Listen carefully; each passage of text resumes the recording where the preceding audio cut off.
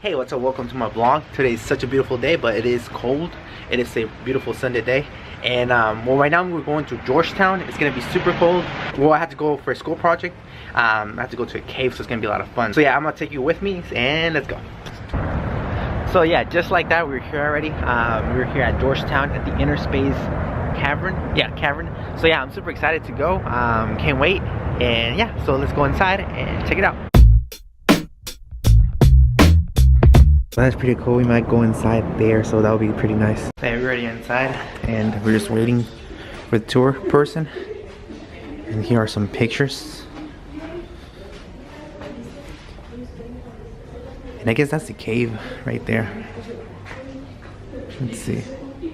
There's a map all the way over there. So yeah, I think the tour's gonna take about 1 hour and 15 minutes to go through, so super excited to see it. So yeah, so we're finally going in, super excited. It's right over there. Also, it is 72 degrees year round in the cave, but the humidity level is about 98% today, so it's going to be closer to 85. When we're walking out of the cave, we'll be a little sweaty, but we'll be introduced to all this nice cold air. So let's head on in. So yeah, it's gonna be super cold or super hot or humid, and I'm like covered like super cold. But yeah, I'm gonna be super sweaty.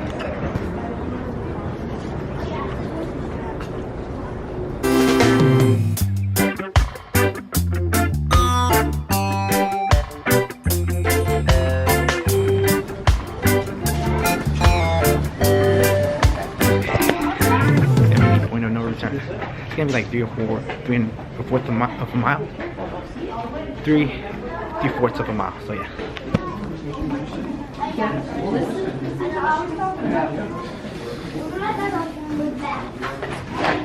Super wet on the floor.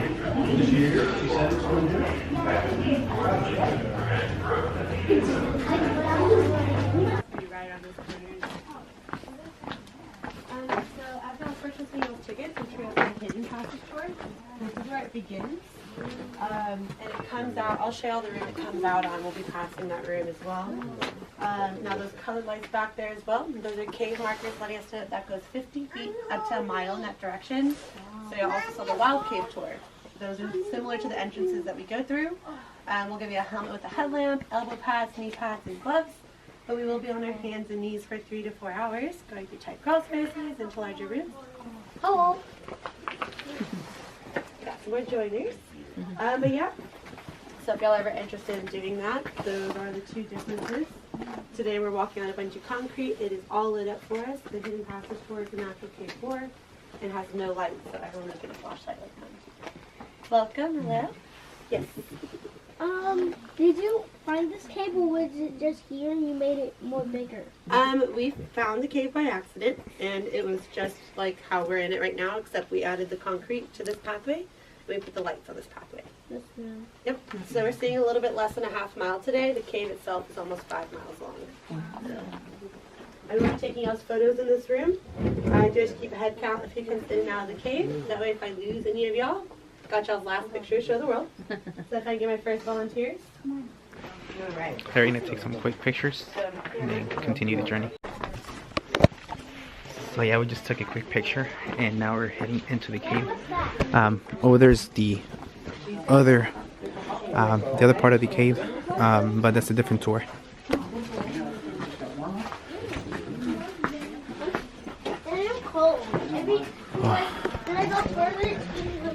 You feel really a lot of humidity, so yeah.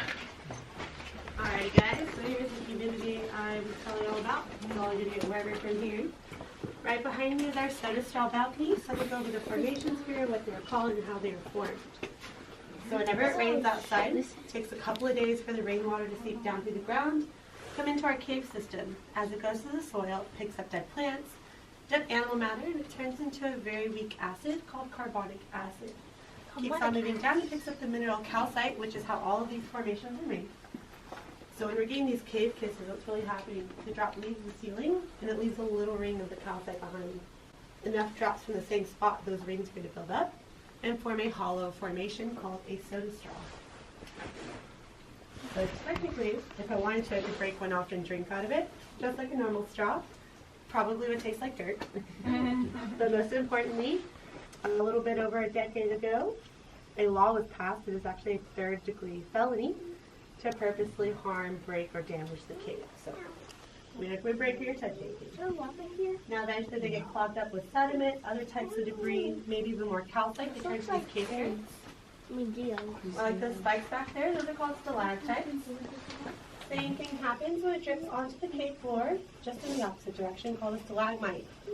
For the little ones, if you have trouble remembering it, stalactites hang tight to the ceiling. Stalagmites might reach the ceiling one day. Underneath this light fixture is a dead formation. Oh, be careful, don't step up on the stairs and don't touch the walls. The wall and the ceilings are included. Your body oils, it's going to look this for the rest of time. But with that being said, this is our temptation stone. So everyone can touch this one without getting in trouble. So next you're going to get the temptation out. And yeah, buddy, make sure we're not touching the walls, okay? We've been getting a lot of trouble with like the police officers. Okay?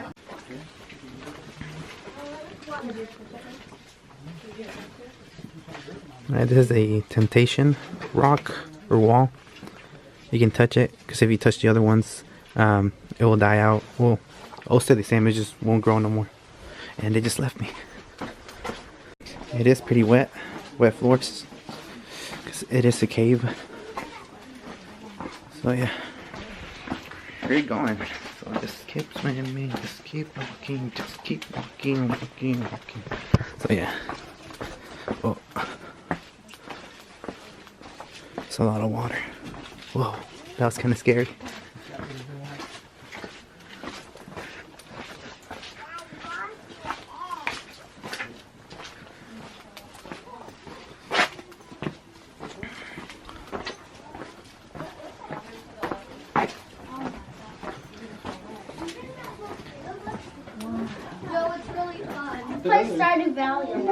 Oh, got you. I got you. So in this room, take a look down at y'all's feet. Now again, notice that there are no puddles of water. There's also no water coming down from the ceiling, and that is because it is due to this white and chalky looking rock. It is called dolomite or dolostone. It's very absorbent, so if I was to pour water on it, makes a cool sizzling sound and soaks it up within a couple seconds. So I'm going to ask you something, buddy, since you like rocks. Do you know what flint is used for? Yes, ma'am. What is it used for? Like, make a fire? Yep, so flint and steel is used to make fire. Do you know what else it was used for in the past? So you can keep people warm and steam? Not quite. What's your guess? To use as arrowheads. Perfect. Native Americans used it to make arrowheads, weapons, and tools. Good job. So we will see a good example. I don't want to blind anybody to see. That gray stripe on that dolomite boulder, that's what flint looks like when it's broken open. So dark gray color. Now before it's broken open, it is all this orange looking rock. This one's my favorite one to point out, right above your head, but right over here. I call that the dead SpongeBob. The dead SpongeBob? Yeah, I'll show you Squidward's brother later. But the reason I call it that is because 120 million years ago, Texas was covered by a shallow ocean, and that is all receded is what we know as the Gulf of Mexico. What flint consists of is fossilized sea sponge, jellyfish, and compressed sand over millions of years. It is actually a form of quartz. Not a lot of people know that whenever I say quartz, people probably think of the really, really pretty crystal clear crystals. They come in all colors. Right up here is just your normal limestone. And then right up at the top, this is a fissure of the Balcones fault line. This is not the fault line. It is a crack off of several cracks, which is a big reason responsible for our cave forming originally about 20 to 25 million years ago. Yeah, back when the tectonic plates were shifting, they are not shifting anymore.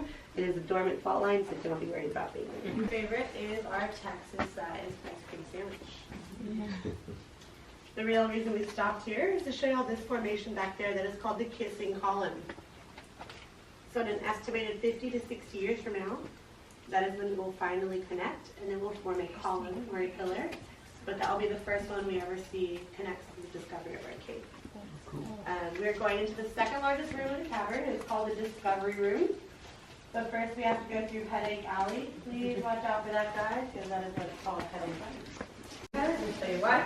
There's their oops, there.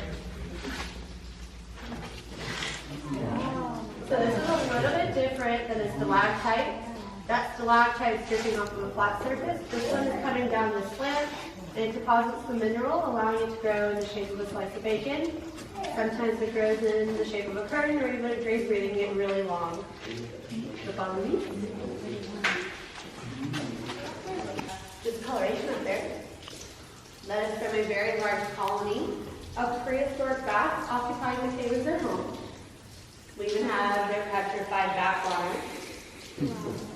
Fun fact for the ladies, does anybody know this is the main ingredient too? Mascara. That is where the saying came from, to bat your eyelashes. Fun fact about those bats, they're actually the same bats that fly out from underneath the freeway if you're from around here, the Mexican free-tail bats. This was like 60 to 20,000 years ago, so our cave was the only cave that found their fossils from that time frame. So it meant that our cave was still really warm back then. And it's down. We're actually watching it grow right before our eyes. It's just not going to change much in our lifetime. It goes right into that rim pool. So refraction is occurring when I shine my light to that water. It is 3.5 feet deep. It holds a little bit over 100 gallons of water, which is enough to fill up a bathtub. And this is the only formation we did take the sample from, which is how we estimated its age. It started out as a little stalagmite between 300 and 400,000 years ago. It's got a ceiling room. We do have 5 sinkholes in our cave. They are no longer active, so they are now called bone sinks. They have naturally filled themselves up. Back when they were open thousands of years ago, we used to have a lot of rain. So flash flooding was kind of normal. The water would come into the cave, fill up to the very top. And it was so powerful that it weathered away the shape of the wave from the ceiling, or the carpet up, and before they knew it, they were falling down a 50-foot drop. Or maybe they were being chased by a predator, didn't care where they were running, just trying to get away. They would also fall in. That's what makes it special, because when the archaeologists, the paleontologists, and other scientists went through different areas of the cave, they found 44 different species of animals. 11 of them are now extinct Ice Age animals. Just like the movie Ice Age, we found Manny, Sid, and Diego. So that means we found the Columbian mammoth, the giant ground sloth, and saber-toothed cats. The movie did no justice for Sid because those giant ground sloths were actually the size of an SUV Suburban. They were very, very large. Just right around this corner, there's going to be some animal paintings on the wall. They look like they're from cavemen, but they're not from cavemen. It's from a professor at the University of Texas doing illustrations based on the bones we found. There are also some bones in the shadow box if you want to check those out. These are castle balconies. I don't really have anything scientific to go over here, but I do have a fairy tale if y'all would like to hear that. Be more than happy to tell you. You want to hear it? Yeah. Okay. So how does the fairy tale start? Once upon a time. Yep. So once upon a time lived a king, his queen, and their beautiful princess. Now they had the largest castle in all the land. And the princess was old enough. She wanted to get married, but her dad, the king, he would not allow it. He didn't think anyone deserved to take his daughter's hand in marriage. Until Prince Charming arrived. Prince Charming went to the king and said, "I'm the most strongest and handsome man in this land. I've slayed at least 14 dragons in my lifetime." The prince kept talking and talking. The king got annoyed, threw the most craziest thing he think of out there and said, "If you're so tough, big guy, go retrieve my golden sock from that pesky fire-breathing dragon, and I may just reconsider it." So of course he accepted the challenge, but he had to get his noble steed, which was R2-D2. They went on a dark and cloudy night with a chance of rain, and they went and they defeated the dragon. It took them 3 days and 3 nights, but they were finally able to achieve it. Retrieved the golden sock and immediately returned it to the king. Now he was so impressed by that time, he built them their very own castle at the edge of the cliff. He also rewarded them with a large sheepdog named Rex. He was all glittered. They had 4 beautiful children eventually, and they all lived happily ever after on their floating castle balcony. The end. We're about to go through Short Man's Revenge, so watch your heads. We're about to pass animal paintings to the bones, so y'all take y'all's time, check them out. Meet me in the next room.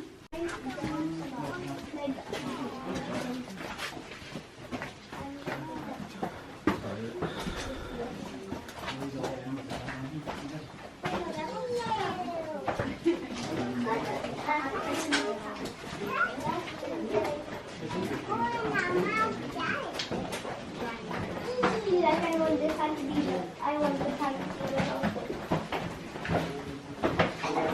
Colombian, and then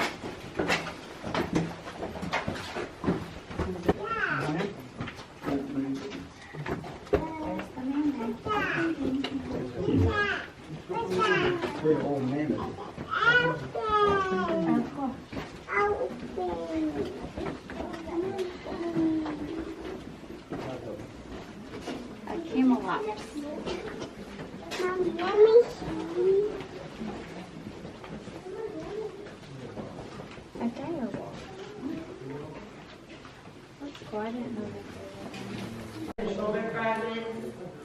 That's a rock, not that. But the reason that there are so many bones in this whole area is because right behind that concrete barrier is another bone sink.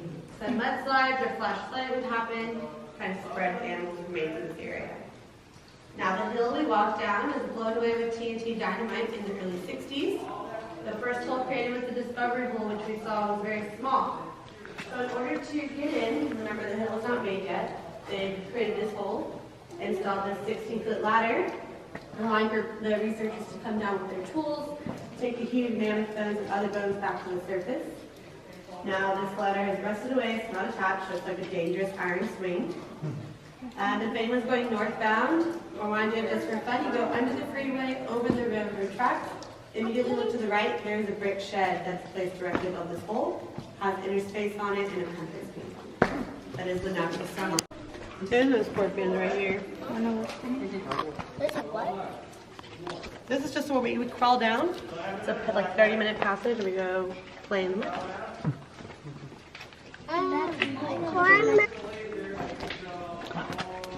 So you said people gone through there? Yeah, we climb down and go in that direction, and then it's like a 30-minute passage. You kind of walk and crawl, Okay. and then get to an area where it's all muddy and really fun to play. Is it like for the public or? Yeah, like so a if you different wanted tour? to come back and do the wild cave tour, Yeah. we would definitely, if you wanted to go down here, we could take you down here.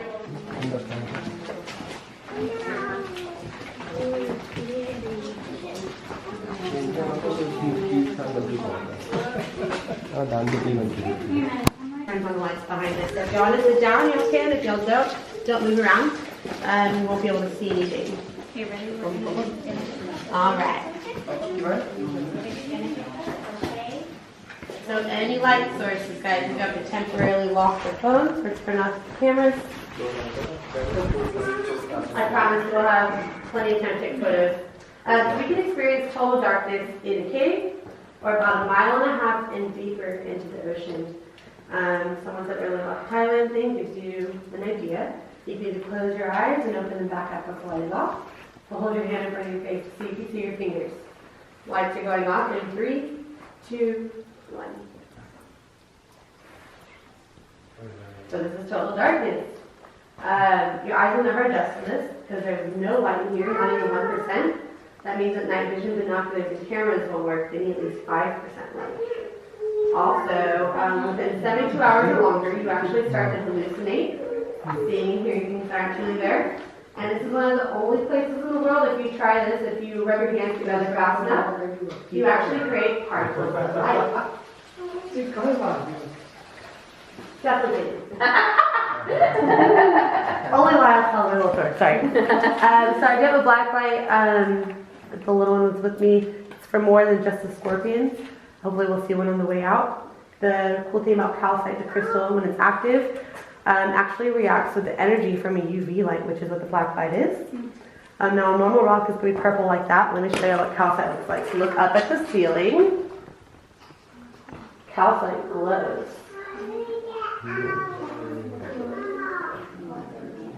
That right there is Squidward's brother. We got our fatty piece of bacon. Now, when I say it retains and absorbs UV light, I want everyone to look over here. This is what I mean. Yeah, so when they told me that this was possible, I was like, y'all created a monster. I cannot stop laying down here. That's all I gotta say. We got a little cave island volcano that's erupting. It's actually just some cave kisses coming down the same spot. The reason we call this Lake of the Moon is because we have a half moon shaped rim pool right down there. But we will be down here for about 5 minutes. So if you want any photos or help taking photos, let me know. I'll just be your item here. So yeah, we're just taking some pictures right now. A little 5-minute break. But yeah, goes really deep, all the way over there.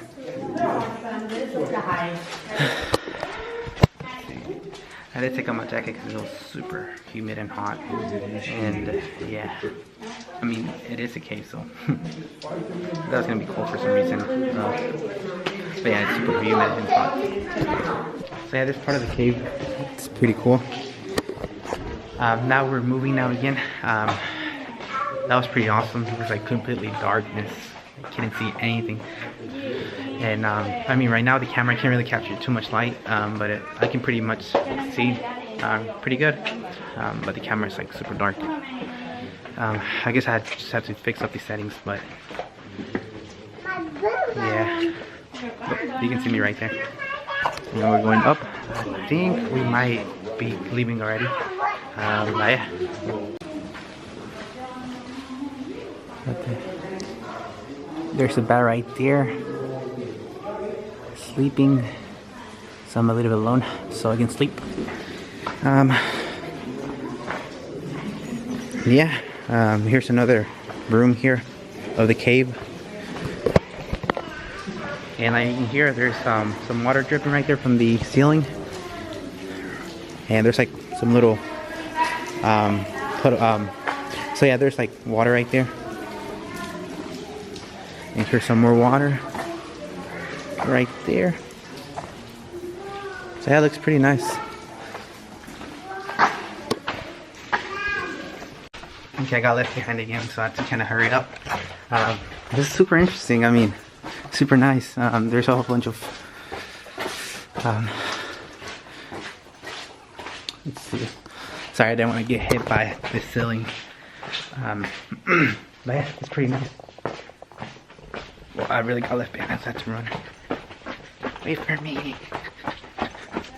Okay, there we are. Okay. So yeah, it's pretty, like I was saying, there's pretty nice forms of rocks here. How they're like all formed, different shapes. And yeah. Ooh, it's hot. And I think we're leaving already. Because we're heading back already. But yeah, this is the cave. Super nice.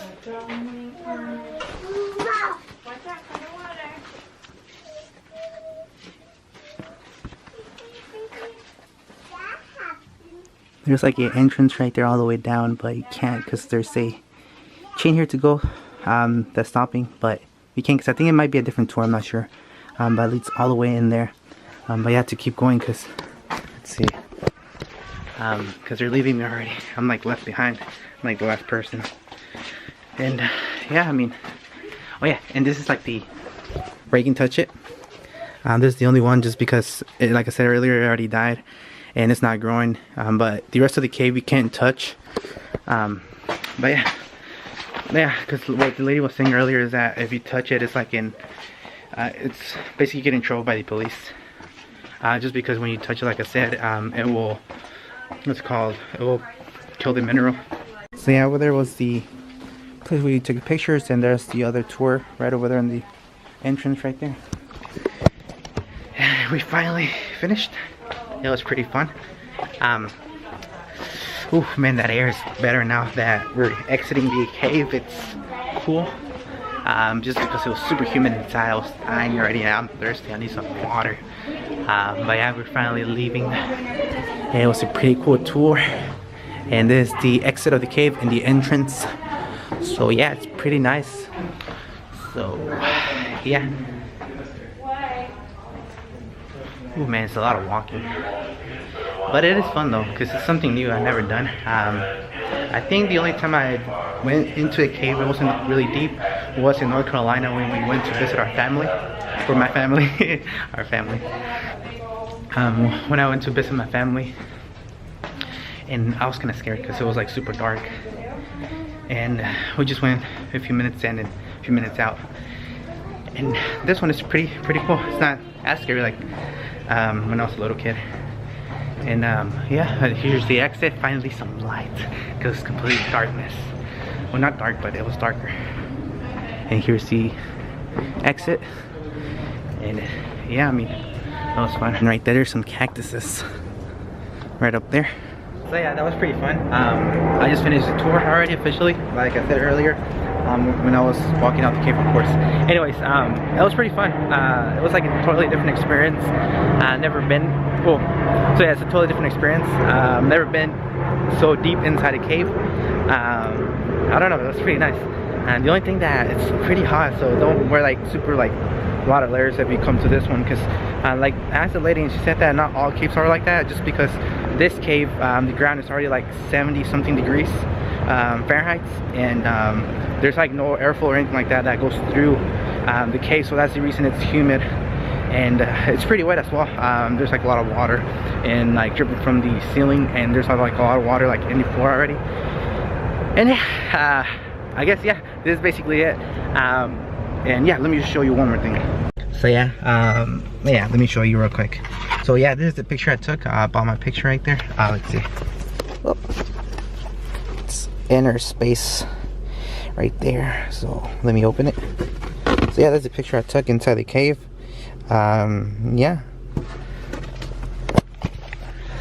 So yeah, I do recommend coming here, because especially they're really nice people. The lady that was guiding us through the tour was pretty nice. Asked some questions and she answered all my questions, and all the people also asked her questions, and she knew everything like on point, and she was really knowledgeable. And as well, like you saw earlier, she kind of like told some like funny stories just with the designs of the rocks, like the one with the king and the prince and the dragons. That was a pretty fun story. So yeah, I hope y'all did enjoy this vlog. It was pretty fun. But yeah, I guess I'll see you in the next one.